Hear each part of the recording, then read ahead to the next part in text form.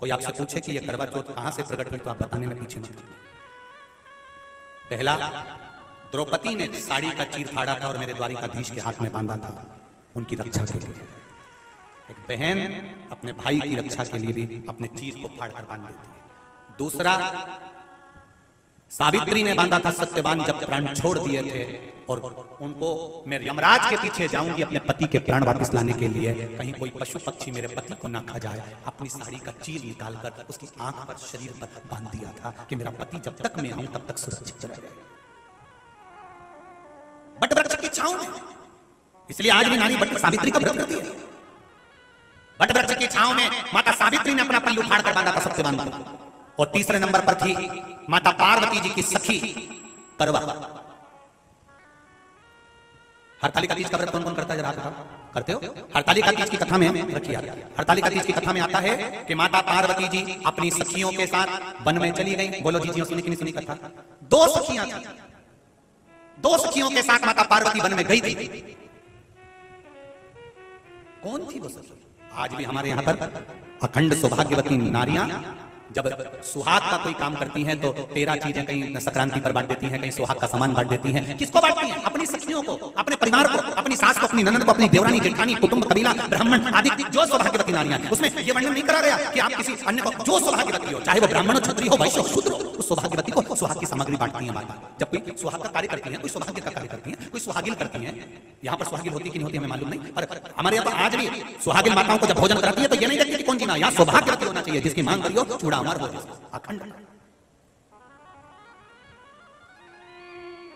हरतालिका तीज की कथा में दो सखियों का चरित्र आता है। उसमें एक थी करवा, जो जिसका पार्वती जी की सहेली के रूप में एक जन्म नहीं हुआ। ये करवा माता सती के समय पर भी थी और ये उमा के समय पर भी थी, बस इसका नाम बदलता चले गया। जैसे पार्वती जी का नाम बदलता चले गया, कभी सती, कभी उमा, कभी कात्यायनी, कभी स्कंदा, कभी कुष्मांडा, कभी महागौरी, कभी शारदा, ऐसा नाम बदलता चले गया। उसी तरह इसका नाम धीरे धीरे धीरे धीरे जो पार्वती जी की उस समय पर सहेली थी, पार्वती मैया का विवाह भगवान विष्णु के साथ पक्का कर दिया तो पार्वती रोने लगी थी। अपनी सहेली से कहा, सखी मेरा विवाह भगवान नारायण के साथ पक्का कर दिया है मेरे पिताजी। हिमालय राज ने मेरा विवाह मेरे पिता के साथ, मेरे पिता ने नारायण के साथ मेरा विवाह पक्का कर दिया, मैं क्या करूं? सखी कहती है, क्यों चिंता करती है, तू क्या चाहती है वो बोल। मैं केवल देवादिदेव महादेव को चाहती हूं, उनसे स्नेह करती, उनसे विवाह करना चाहती हूं। तो फिर अगर शिवजी को चाहती हो, शिवजी से प्रेम करती हो, तो फिर दूसरे के आगे हाथ जोड़ने से अच्छा है कि महादेव की ही आराधना करो। क्या करना पड़ेगा? चल मेरे साथ, बालू का शिवलिंग बनाएंगे। सुनिए ना हरतालिका तीज की कथा। बालू का शिवलिंग बनाया, खूब पूजन कराई। पार्वती जी ने खाना पीना सब छोड़ दिया, खूब पूजन कराई। केवल अकेली पार्वती ने पूजन नहीं करी, ये दो सखी जो साथ में थी इनने भी शिव जी की पूजन करी है। शंकर भगवान केवल पार्वती को नहीं मिले, शंकर भगवान ने इन दोनों सखियों से भी कहा, क्या मांगना चाहती हो मांगो तुम, आज मेरे पार्वती को अपनी अर्धांगिनी बना रहा हूं, तुमको क्या करना, बोलो क्या। मेरा एक निवेदन है भारत भूमि की सभी माताओं से, सहेली ऐसी बनाना जो तुम्हारे अखंड सौभाग्य को रखे। सहेली ऐसी मत बनाना कि तुम्हारे पास में बैठकर पर पुरुषों की बड़ाई करे और तुम्हारा ध्यान हटाकर पति के चरणों से कहीं दूसरी जगह ले जाए। ऐसे मत बनाना।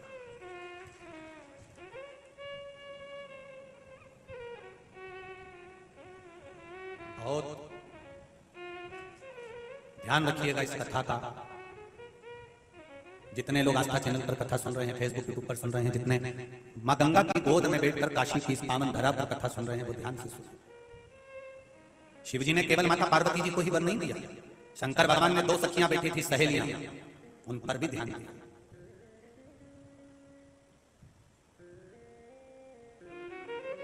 दूल्हा जब आता है पत्नी के लिए अगर टॉफी लेकर आता है तो पत्नी की जो दो बेस्ट फ्रेंड होती है ना, जिसका लहंगा पकड़ के चलती है, उनके लिए भी कुछ ना कुछ लेकर आता है और अपनी पत्नी से कहता है ये उन दोनों को देते ना जो तेरी सहेली है। तो कहती है आपने याद रखा मेरी सहेली को, तो ये कहां से सीखा?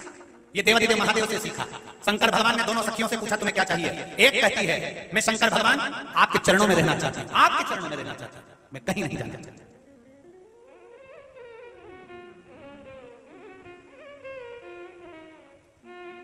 शिव जी कहते हैं ऐसा तो हो नहीं सकता कि तुम्हें कुछ नहीं चाहिए, कुछ तो तुम्हारी चित्तवृत्ति में होगा, मांग लो, आज तुम्हारे पर प्रसन्न हूं मैं, मांगो क्या चाहिए।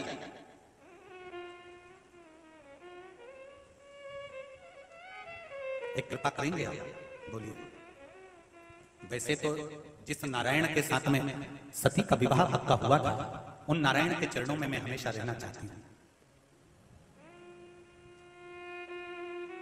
शिव जी ने कहा तेरे मन में दो भाव उत्पन्न हो गए, पहले तूने मेरे चरण मांगे, उसके बाद नारायण के चरण मांगे, अर्थात तेरी वृत्ति में कहीं थोड़ा सा खेद उत्पन्न हो गया, इसलिए कुछ क्षण के लिए तेरे भीतर गलत भाव उत्पन्न हो गया था।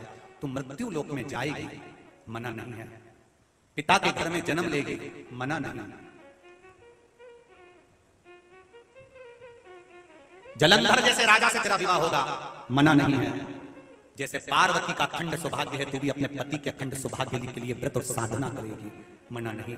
पर तेरा चित्त बाद में तूने नारायण को मांगा है, इसलिए नारायण तेरे साकित्व को तोड़वाएंगे और बाद में तू तुलसी का पौधा बनकर नारायण के चरणों पर पड़ जाएगा। एक मान लो, करवा चौथ के दिन की कथा है, जरा मेरी माएं बहुत ध्यान से सुनना। आपने अपनी जिंदगी में कभी इस कथा को सुना ना सुना, पर ये विश्वनाथ की धरा से मां अन्नपूर्णा और गंगा जी के अखंड सौभाग्य से मां पार्वती दुर्गा के अखंड सौभाग्य से, ये विश्वनाथ की नगरी से ये कथा मिल रही है, आपके अखंड सौभाग्य के लिए, आपके अखंड चूड़ा के लिए, मांग के सिंदूर के लिए मिल रही है। इसलिए लोग भजन में गा देते ना कभी कभी, गंगा मैया में जब तक पानी रहे, आगे क्या है, मेरे सजना तेरी जिंदगानी, मेरे सजना, भजन गाए ना, मेरे सजना तेरी जिंदगानी रहे। एक बार हमने कहा था गाओ, तो एक भाई ने गा दिया, जब तक गंगा मैया में पानी रहे तब तक मेरे दरवाजे पे गाड़ी रहे। इसलिए बड़ा ध्यान, जिंदगानी है, फोर व्हीलर गाड़ी नहीं है, भजन। अब तुम भजन का भले कुछ भी सोच लो तुम्हारे ऊपर, तुम उसका स्मरण थोड़ा ध्यान रखिए।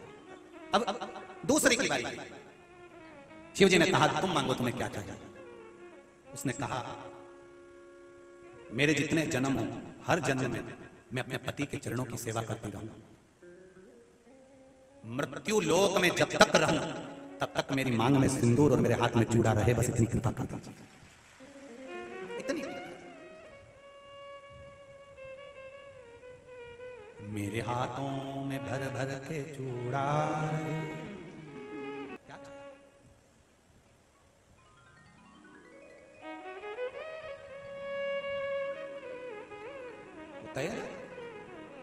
हे चौथ माता मेरा चूड़ा अमर करो ना, हे चौथ माता मेरा चूड़ा अमर करो ना, मेरे मांग का है सिंदूर माँ अमर करो ना मेरा, मेरे मांग का है सिंदूर माँ अमर करो ना मेरा, हे चौथ माता मेरा चूड़ा अमर करो ना, हे चौथ माता मेरा चूड़ा अमर करो ना।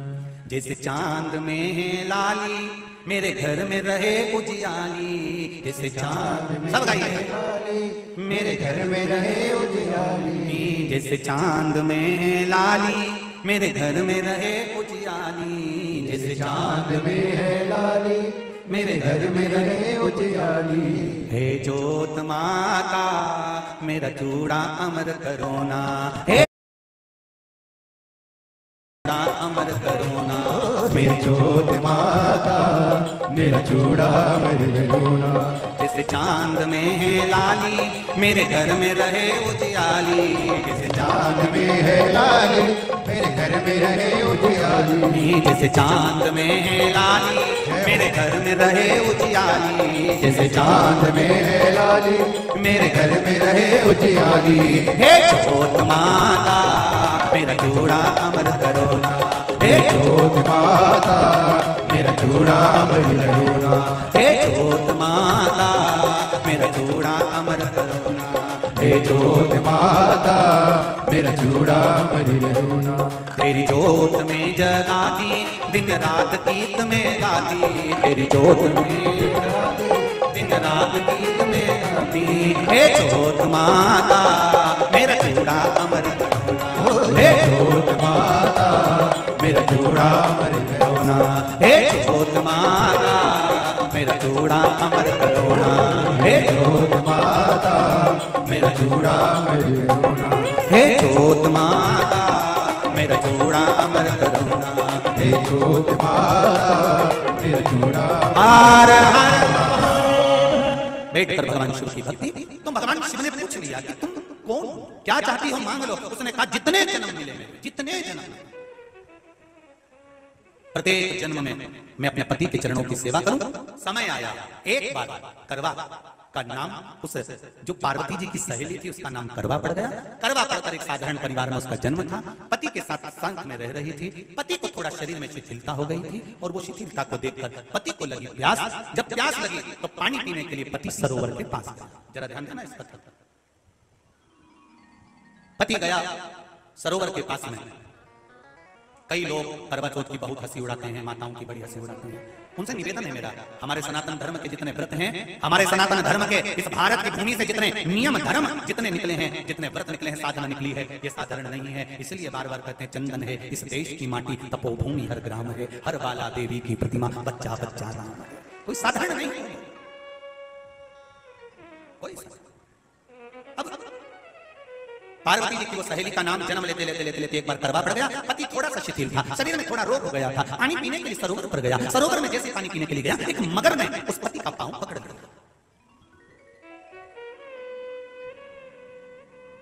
बहुत ध्यान दीजिए,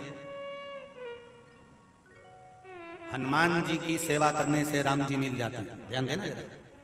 करवा पार्वती जी की सखी थी, जन्म लिया मृत्यु लोक में, नाम करवा पड़ गया। करवा चतुर्थी का व्रत करने से अखंड सौभाग्य हो जाता है। मात्र पार्वती जी की सहेली का व्रत।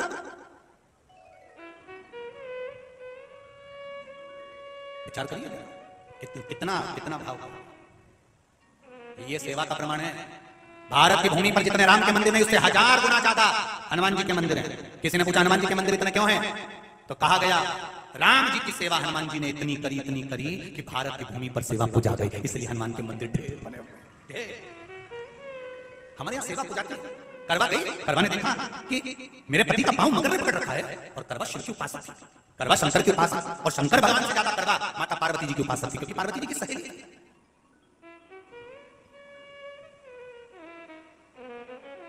पति का पांव खींचकर मगर पानी में लेकर जा रहा था।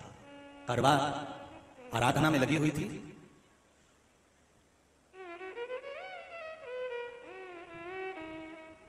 केवल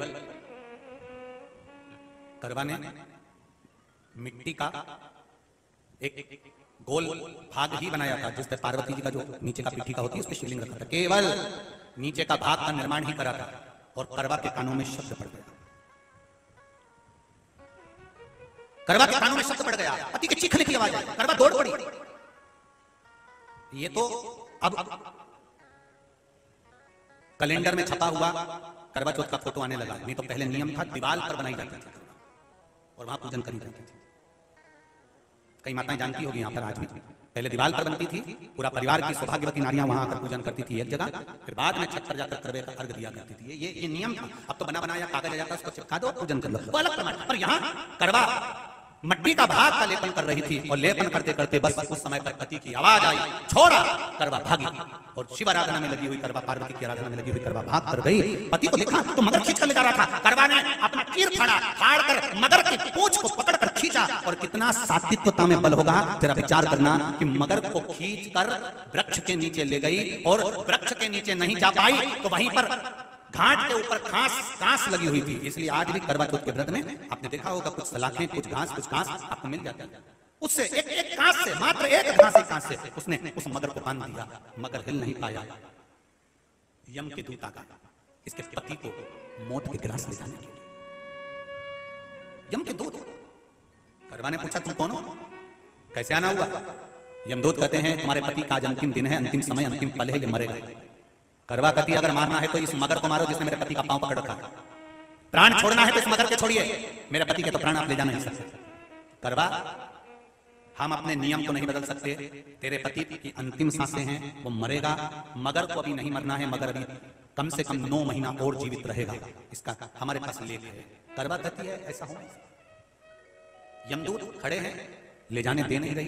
क्रोध आ गया करवा को, हाथ में जल उठाया, अगर एक यमदूत भी मेरे पति को उठाकर ले जाता है तो मैं शिव भक्त माता पार्वती जी की भक्त करवा आपको श्राप दे दूंगी। सब दौड़ पड़े यमराज के पास चले गए। यमराज ने पूछा तुम दौड़ कर आए हो, क्या हुआ? यमराज पूछते हैं, दूत कहते हैं वो करवा अपने पति को नहीं लाने दे रही। यमराज वहां आकर खड़ा हो जाता है, करवा को समझाया, करवा तेरे पति के प्राण जा चुके हैं, तेरा पति अब मरने वाला है, अंतिम क्षण इसको ले जाने दे, इसका आज आखिरी दिन है, मगर को ले जाकर मेरे पति को नहीं। मान नहीं पाया यमराज। जब क्रोध पलट गया तब करवा को क्रोध आया और क्रोध में आकर जल लेकर करवा ने श्राप देना चाहा यमराज को। यमराज चरणों में पड़ गया, रेंदे करवा मैं तुझे वर देता हूं, आज चतुर्थी का दिन है, तेरे पति को मैं जीवन दान देता हूं।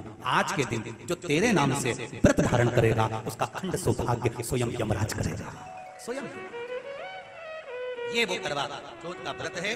दुनिया के लोग भले हमारे सनातन धर्म पर उंगली उठाएं, दुनिया के लोग भले हंसें कि बताओ करवा चौथ का व्रत होता है, पति की पूजन करते हैं, कोई कोई बोलता है, कोई कोई बोलता है, और सनातन धर्म की ये पहल